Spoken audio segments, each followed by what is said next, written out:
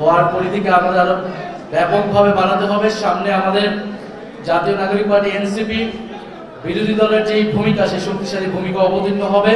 সেটা শুধু সংসদে নয়, সেটা রাজপথে। আমাদের অবশ্যই বিচার সংস্কারের দাবিতে অটল থাকতে হবে।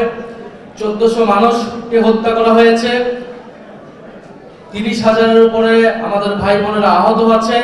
সেই আহত ভাই বোন এবং শহীদদের সেই হত্যার বিচার আমরা আদায় করে ছাড়বো ইনশাআল্লাহ। শরীফ ওসমান হাদি হত্যার বিচার আমরা আদায় করে ছাড়বো ইনশাআল্লাহ।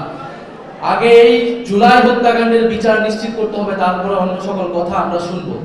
দ্বিতীয়ত হচ্ছে, অন্তর্বর্তী সরকারের সময় অনেকগুলো অধ্যাদেশ জারি করা হয়েছিল। যে অধ্যাদেশগুলোকে অনুমোদন দেওয়ার দায়িত্ব হচ্ছে এই বর্তমান যে সংসদ অধিবেশন হবে সেই সংসদের সকল অধ্যাদেশকে অনুমোদন করা হবে। এটা আমরা আশা করব সরকার দল বিরোধী দল সবাই সেই জায়গায় সম্মত হবে।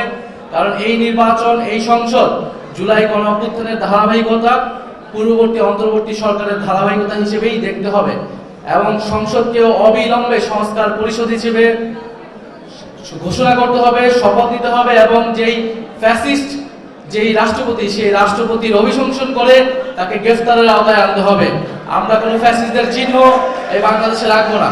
জুলাই গণ অভ্যুত্থানের সেই দাবিগুলোতে আমরা যুবশক্তি ভূমিকা রাখবে, এটাই আপনাদের প্রতি আমাদের আহ্বান থাকবে। এবং জাতীয় নাগরিক পার্টির প্রতি সবাই দোয়া রাখবেন, সমর্থন রাখবেন। আসসালামু আলাইকুম।